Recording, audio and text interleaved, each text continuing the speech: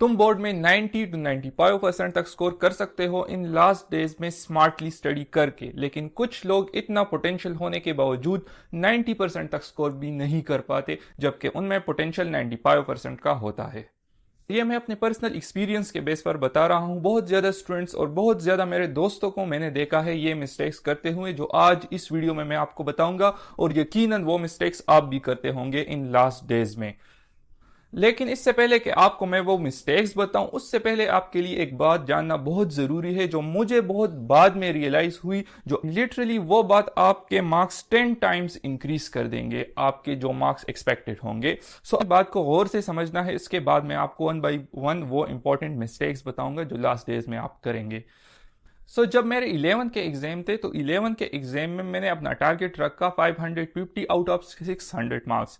लेकिन जब हमारा रिजल्ट आया तो मेरे मार्क्स जो मेरे एक्सपेक्टेड आए थे उससे कहीं ज़्यादा आ गए थे। मेरे मार्क्स आ गए 571 आउट ऑफ 600। लेकिन इससे मुझे एक बात पता चली कि मैंने जितना अपना पोटेंशियल सोचा था, जितना मैंने सोचा था कि मेरे मार्क्स इतने आएंगे, मीन्स 550 तक आ जाएं, उससे ज़्यादा मेरे मार्क्स आ गए। मैंने 100% तैयारी की अपनी पूरी दिलो जान से, जबकि मेरे जहन में था कि 550 तक आ जाएंगे या नहीं आएंगे, इतना पोटेंशियल मुझ में है या नहीं। लेकिन मेरे मार्क्स आपने देखा कि 94%, 571, ये 95% तक बनते हैं, तो इतने मेरे मार्क्स आ गए। तो इससे मुझे एक बात पता चली कि हम जब भी अपने बारे में सोचते हैं, अपने पोटेंशियल के बारे में सोचते हैं, तो हम हमेशा ये सोचते हैं कि हमारे मार्क्स कम आएंगे, हम में इतना पोटेंशियल नहीं है स्कोर करने में। लेकिन लिटरली हर एक बंदे में जो एक वीडियो देख रहा उसमें पोटेंशियल है, अगर वो सही तरीके से स्टडी करे, इन मिस्टेक्स को अवॉइड करे। तो फिर मुझे पता चला कि मुझ में जो पोटेंशियल था वो 95% तक का था, जबकि मैं अपने लिए 91% का सोच रहा था। तो जहन में रखे कि आपको अपने पोटेंशियल का नहीं पता, आप में जितना पोटेंशियल है वो आपको आइडिया अभी नहीं होगा। लेकिन अगर आप अपने अल्लाह पर यकीन करेंगे, अपने खुद पर यकीन करेंगे और अपना पोटेंशियल जानेंगे और स्कोर जो आप एक्सपेक्टेड करते हैं खुद से उसको ज्यादा करेंगे, 95% तक करेंगे, तो यकीनन आपके मार्क्स लिटरली इंक्रीज हो सकते हैं। सिर्फ इतना अपने माइंड को क्लियर करके, अपने खुद पर यकीन करके। आप सब में पोटेंशियल है 90 to 95% तक स्कोर करने का। लेकिन अगर इन मिस्टेक्स को आपने अवॉइड कर ली, और लिटरली एक एक मिस्टेक्स आपके लिए जरूरी है और किसी ने आपको ये मिस्टेक्स नहीं बताई होगी। फर्स्ट मिस्टेक है never revise for your boards. आप क्या करते हैं, बुक को उठाते हैं, फर्स्ट चैप्टर से स्टार्ट करते हैं और लास्ट चैप्टर पर अपनी रिवीजन खत्म करते हैं और कहते हैं कि मैंने बोर्ड्स के लिए स्टडी कर ली। या आप खुद सोचो, बोर्ड्स में वो क्वेश्चन आते हैं जो हर जो चैप्टर में होते हैं, या सिर्फ वो क्वेश्चंस आते हैं जो हाई यील्ड होते हैं, या फिर जो एक चैप्टर में जो टॉप का इंपॉर्टेंट क्वेश्चन हो वो आ जाएगा। मींस आपका सिलेबस जो है वो 100% है, तो जो पेपर आएगा वो सिर्फ 20% से आएगा, जबकि 80% जो आप स्टडी करोगे वो आप बिल्कुल वेस्ट तो मैं नहीं कहूंगा, लेकिन वो आपके एग्जाम में नहीं आएंगी। तो अगर आप उस 20% के लिए सिर्फ स्टडी कर लो तो आपके मार्क्स किस हद तक इंक्रीज हो सकते हैं आप खुद सोचें। मॉडल पेपर्स देख सकते हैं, और एक बंदे को खुद भी इतना पता होना चाहिए, उतने 2 साल 1 साल एक सब्जेक्ट पढ़ा है, उसको इतना पता होना चाहिए कि ये मेरे लिए इंपॉर्टेंट है, ये इंपॉर्टेंट नहीं है। ठीक है, आपको ये नहीं कह रहा कि आपने बाकी छोड़ना है, बाकी आपने स्टडी करने हैं, लेकिन उतना फोकस नहीं करना जितना आपने हाई यील्ड पर करना है। आपने रिवीजन नहीं करनी, आपने स्मार्टली स्टडी करनी है। ये तो आपको पता लग गया कि आपने हाई यील्ड की स्टडी करनी है, लेकिन फिर बात आती है आपको पता नहीं होता कि आपने पेपर को किस तरह अटेम्प्ट करना है। अब ये मैं नहीं कह रहा कि आपने प्रेजेंटेशन करनी है, आपने क्वेश्चन को लॉन्ग लिखना, नहीं, ये बात मैं नहीं कह रहा। आपको पता होना चाहिए कि साइंस के सब्जेक्ट्स के लिए आपने किस तरह पेपर को अटेम्प्ट करना है, आर्ट्स के सब्जेक्ट के लिए किस तरह पेपर को अटेम्प्ट करना है। साइंस के सब्जेक्ट्स में टीचर को पता होगा कि इसको फैक्ट्स एंड फिगर्स आते हैं, इसको एक क्वेश्चन या एक कॉन्सेप्ट दूसरे को समझाना आता है या नहीं आता, उसको एक कॉन्सेप्ट लिखना आता है या नहीं आता, उसको किस तरह अच्छे तरीके से लिखा जा सकता है, किस तरह टॉपिक को प्रेजेंट करना आता है एक क्वेश्चन में, वो टीचर देता है और उसके भी आपको मार्क्स मिलते हैं अगर आपने क्वेश्चन को।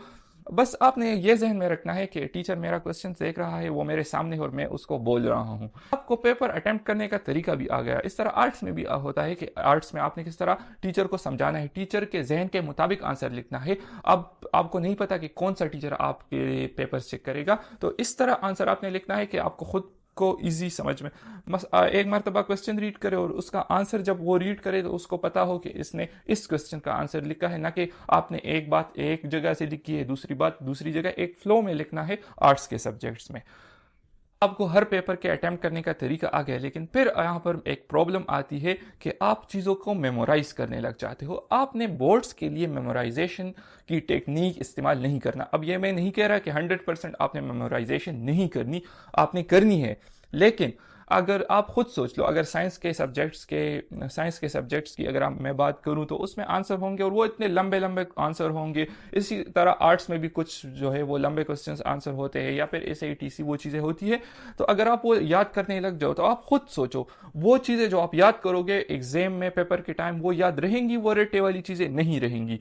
तो जब भी आपने साइंस के सब्जेक्ट्स के लिए स्टडी करनी है या फिर आर्ट्स के सब्जेक्ट्स के लिए स्टडी करनी है, बहुत अच्छा है कि आप आंसर को समझ लो, आंसर को समझ कर याद कर लो और सिर्फ टॉपिक्स देख लो कि इस आंसर में ये टॉपिक्स है, ये मैं देख सकता हूँ, इसी तरह इस क्वेश्चन में ये टॉपिक्स मैं देख सकता हूँ। तो उससे आपको आइडिया हो जाएगा और खुद से लिखना आपके लिए आसान हो जाएगा। और दूसरा, आपका टाइम कम लगेगा जब आप खुद से चीज़ें लिखते हो। लेकिन खुद से चीज़ें में ये प्रॉब्लम आती है कि आप मिस्टेक्स कर सकते हो। तो मिस्टेक से बचने के लिए आपने पेपर को पहले से अटेम्प्ट करना है। जितने ज़्यादा पेपर्स आप अटेम्प्ट करोगे उतनी ज़्यादा आपकी एबिलिटी आएगी खुद से आंसर लिखने में, खुद से टीचर को आंसर समझाने में। तो ये आपने करना है कि मेमोराइजेशन कम करनी है, आंसर को समझना है और फिर उसको पेपर में लिखना था। टेक्निक मैं यूज़ करता था। सो ये बात आपके लिए बहुत ज़रूरी है। बहुत ज़्यादा स्टूडेंट्स जो है वो आंसर याद करने लग जाते हैं जो आपको कभी याद नहीं होंगे। अगर याद हो भी गए तो एग्जाम के टाइम आपसे वो भूल जाएंगे। आपको पता लग गया कि आपने आंसर को किस तरह याद करना है और किस तरह जो है वो पेपर में लिखना है हर सब्जेक्ट के लिए। लेकिन फिर बात आती है जब आप एक आंसर को लिखते हो तो एक आंसर को इस माइंड से नहीं लिखना कि आप इसको अपने लिए लिख रहे हो। मींस आपने टीचर के माइंड को रीड करना है। टीचर के माइंड के लिए आपको टीचर की साइकोलॉजी समझनी होगी, जो मैं नेक्स्ट वीडियो में इंशाल्लाह मस्ट आपके लिए बनाऊंगा। एक छोटी सी वीडियो होगी, उसमें मैं साइकोलॉजी ऑफ टीचर जो चेकिंग करते हैं, मेरे जहन में क्या होता था जब मैं आंसर लिखता था, वो मैं एक्सप्लेन करूंगा। लेकिन यहां पर मैं आपको बताता चलूं कि आंसर को इस तरह लिखना है कि टीचर को ये नहीं लगना चाहिए कि इसका आंसर और दूसरे स्टूडेंट्स का आंसर मैच है। मींस एक जैसा आंसर नहीं लिखना। बहुत ज्यादा स्टूडेंट्स चीटिंग करते हैं, चीटिंग से बिल्कुल एक जैसा आंसर लिखते थे। वो तो एग्जामिनर है, उसने तो बहुत ज्यादा आंसर चेक किए होते, उसको तो एक नजर में पता लग जाता है कि इस स्टूडेंट ने किस वे में स्टडी की है या इसने कहां से ये आंसर लिखा है, उसको तो पता लग जाता है। तो आपने आंसर को इस तरह लिखना है कि टीचर उससे इंप्रेस हो जाए। ये नहीं लिखना कि आपके जहन में जो आए आपने वो लिख दिया। टीचर को आपने इंप्रेस करना है, थोड़े से यूनिक वे में आंसर लिखना है और हो सके तो आपने टॉपिक्स मस्ट देने हैं। टॉपिक्स तो आपने मस्ट देने हैं, लेकिन हो सके तो आपने जल्दी लिखना है ताकि आप टाइम वेस्ट ना हो। तो आपने ये बातें याद रखनी है जब भी कोई आंसर आप लिख सको। लेकिन यूनिक का ये मतलब नहीं है कि आप और चीजें लिखो जो आंसर के रिलेटेड ही ना हो। आंसर के रिलेटेड चीजें आपने लिखनी है और उसको थोड़े यूनिक वे में प्रेजेंट करना है कि टीचर उससे इंप्रेस हो जाए। अब आपको सब कुछ पता चल गया, ये मिस्टेक्स आपने अवॉइड कर ली, लेकिन लास्ट मिस्टेक्स और इसके बाद एक मिस्टेक्स अगर वो आपने कर ली तो यकीनन ये आपके मार्क्स बहुत ही ज़्यादा ख़राब कर सकते हैं और ये आपके लिए जानना बहुत ज़रूरी है। और वो है प्रेजेंटेशन मिस्टेक्स। प्रेजेंटेशन का नाम जब भी हम स्टूडेंट्स सुनते हैं तो हमारे माइंड में आता है कि इसके नंबर हमें मिलते हैं और इसके एक्स्ट्रा नंबर्स हमें मिलेंगे अगर हम प्रेजेंटेशन को करेंगे। आपको पिछली वीडियो में बताया कि प्रेजेंटेशन हम मार्क्स लाने के लिए नहीं करते, टीचर को आसानी पैदा करने के लिए करते हैं। प्रेजेंटेशन में ये मिस्टेक्स आपने नहीं करनी जो आज अब मैं आपको बताऊंगा। और वो है कि प्रेजेंटेशन को बहुत ज़्यादा मींस लाइंस लगाना। हर जगह आपने लाइंस लगा दिए, 2-3 लाइंस एक जगह लगा दिए, एक टॉपिक है उसके नीचे 3-4 लाइंस आपने लगा दी। इस तरह नहीं करना, एक लाइन से भी आपका काम चल जाता है। तो आसानी पैदा करने के साथ साथ आपने आंसर को शॉर्ट लिखना है। और आंसर को शॉर्ट जब भी आप लिखे तो इस तरह नहीं कि इंपॉर्टेंट पॉइंट्स को आप छोड़ दें, इंपॉर्टेंट पॉइंट्स को भी लिखना है, आंसर को शॉर्ट करके लिखना है ताकि आपका टाइम भी वेस्ट ना हो और ज़्यादा प्रेजेंटेशन भी नहीं करनी। और प्रेजेंटेशन भी हर सब्जेक्ट्स के लिए अलग अलग तरीके की होती है। शायद मैं इस पर वीडियो बनाऊं, अगर आप नीचे कमेंट करेंगे। अगर आपकी ई शीट्स हैं तो फिर प्रेजेंटेशन का ज़्यादा काम नहीं है, प्रेजेंटेशन पर आप स्किप भी कर सकते हैं बस। और जाहिर सी बात है, जिनकी हैंड राइटिंग अच्छी होगी उनकी प्रेजेंटेशन की इतनी ज़्यादा ज़रूरत भी नहीं होगी। आपकी राइटिंग सही नहीं है और आप पेपर में अटैम्प्ट करते हैं और फिर भी आपको मार्क्स नहीं मिलते, तो फिर इसके लिए मैं आपको एक वीडियो बनाऊंगा राइटिंग के हवाले से और आपको फिर गाइड करूंगा। लेकिन लास्ट मिस्टेक जो ज़्यादा स्टूडेंट्स करते हैं और उनको ये पता भी नहीं होता कि हम ये मिस्टेक्स करते हैं, और वो है टाइम वेस्ट। आप अपना टाइम वेस्ट करते हैं पेपर में या फिर स्टडी करने में। करते हैं, आप सोचते हैं कि मैं ज़्यादा प्रेजेंटेशन कर लूंगा और उससे आपका टाइम वेस्ट हो जाता है, उसके आपके नंबर नहीं मिलेंगे। जितना आप पेपर को सिंपल करोगे उतनी आपकी पेपर जो प्रेजेंटेशन है वो भी अच्छी होगी और आपका टाइम भी कम वेस्ट होगा। इसी तरह जब आप स्टडी करते हो तो आप जब इंपॉर्टेंट चीज़ों पर फोकस करते हो और उसको ज़्यादा टाइम देते हो तो आपका टाइम जो लेस इंपॉर्टेंट चीज़ें होती है उन पर कम वेस्ट होता है।